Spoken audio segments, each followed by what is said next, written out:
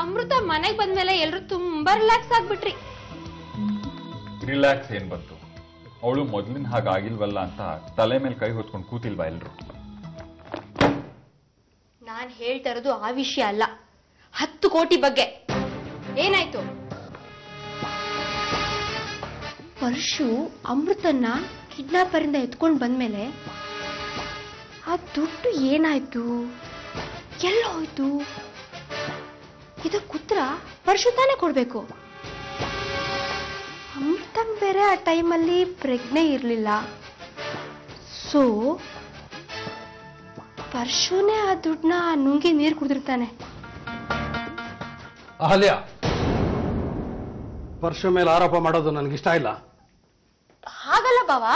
ಹಾಗೂ ಇಲ್ಲ ಹೀಗೂ ಇಲ್ಲ, ಈಗ ಚರ್ಚೆ ಬೇಕಾಗಿಲ್ಲ. ಬೇಡ ಅಂದ್ರೆ ಈ ಕಡ್ಡಿ ತುಂಡು ಮಾಡಿದ ಹಾಗೆ ಬೇಡ ಅಂತ ಹೇಳಿದ್ರೆ ಹೇಗ್ ಬಾವಾ?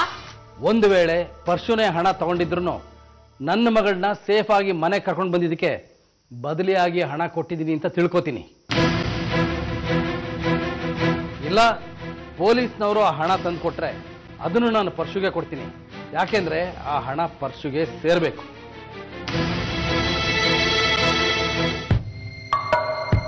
ಏನ್ ಮೇಡಮ್ ನೆನಪು ಮಾಡ್ಕೊಂಡ್ಬಿಟ್ಟಿದ್ದೀರಾ?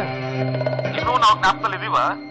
ಜಗದೀಶ್, ನಾನು ನಿಮ್ಗೆ ಅವತ್ತೇ ಹೇಳಿದ್ದೆ, ನರಸಿಂಹರಾವ್ನ ಮಾನ ಹರಾಜಾಕೋ ಆಟಕ್ಕೆ ನಾನು ಯಾವಾಗ್ಲೂ ರೆಡಿ ಅಂತ. ನರಸಿಂಹರಾವ್ ಮಗಳು ಮನೆಗೆ ಬಂದಿದ್ದಾಳೆ. ಅವಳು ವಿಚಿತ್ರವಾಗಿ ಆಡ್ತಿರೋದ್ರಿಂದ ನರಸಿಂಹರಾವ್ ಸ್ವಲ್ಪ ಮೆತ್ತಗಾಗಿದ್ದಾರೆ. ಅವಳು ಕಿಡ್ನಾಪ್ ಆದಾಗ ಏನಾಗಿದೆಯೋ ಅನ್ನೋ ಅಂಜಿಕೆ ಅವ್ರಿಗೆ.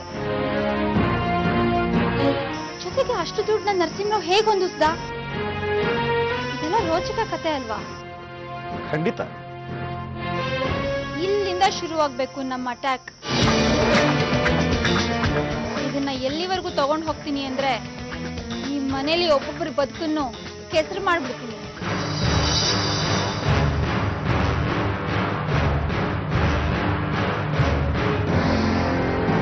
ಇಂದು ಒಂದೊಳ್ಳೆ ಅವಕಾಶ ನರಸಿಂಹನ್ ಬೀಳ್ಸೋಕೆ ಅಂತ ಸುದ್ದಿ ಇದೆ. ಇಂಥ ಒಳ್ಳೆ ಅವಕಾಶನ ನಾನು ಯಾವತ್ತಾದ್ರೂ ಬಿಡ್ತೀನಾ? ಏನ್ ಹೇಳು ಜಗ್ಗು? ಅಹಲ್ಯ ನರಹರಿರಾವ್ ಫೋನ್ ಮಾಡಿದ್ರು.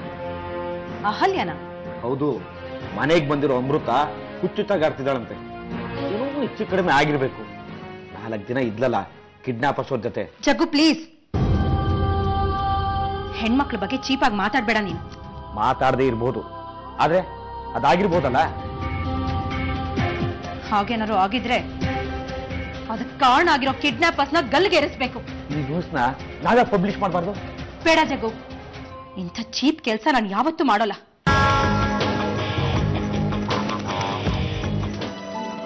ನಾನು ನಿಮ್ಮ ಹತ್ರ ಒಂದು ಸಹಾಯ ಕೇಳ್ತೀನಿ, ಇಲ್ಲ ಅನ್ಬಾರ್ದು.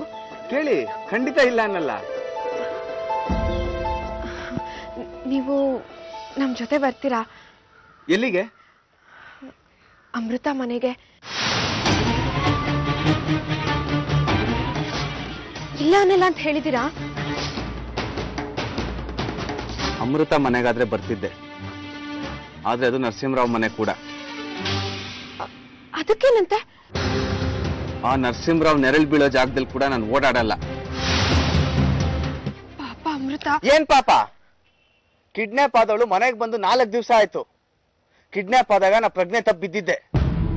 ನಾನು ಸತ್ತಿದ್ದೀನೋ ಬದುಕಿದ್ದೀನೋ ಅಂತ ಒಂದು ಫೋನ್ ಆದ್ರೂ ಮಾಡಿ ಕೇಳಿದ್ಲ ಅವಳು? ನಿಮಗ್ ಫೋನ್ ಮಾಡೋ ಸ್ಥಿತಿಲಿ ಅವಳಿಲ್ಲ ಆರ್ಯನ್. ಅದೇ ಯಾಕೆ ಅಂತ. ಅವಳ ಮನೆಗೆ ಬಂದಾಗ್ಲಿಂದಲೂ ತುಂಬಾ ವಿಚಿತ್ರವಾಗಿ ಆಡ್ತಿದ್ದಾಳೆ. ದೊಡ್ಡ ಆಘಾತ ಆಗಿದೆ ಅವಳಿಗೆ. ಗಂಡಸ್ರ ನೆರಳು ಕಂಡ್ರೇನೆ ಆಗಲ್ಲ. ಅವ್ರ ತಂದೆ ಹತ್ರನೇ ಮಾತಾಡಿಲ್ಲ ಅವಳು.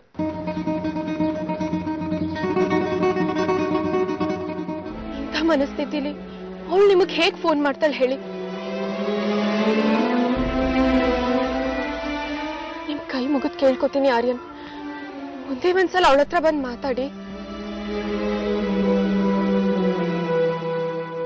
ಸಾವಿತ್ರಿ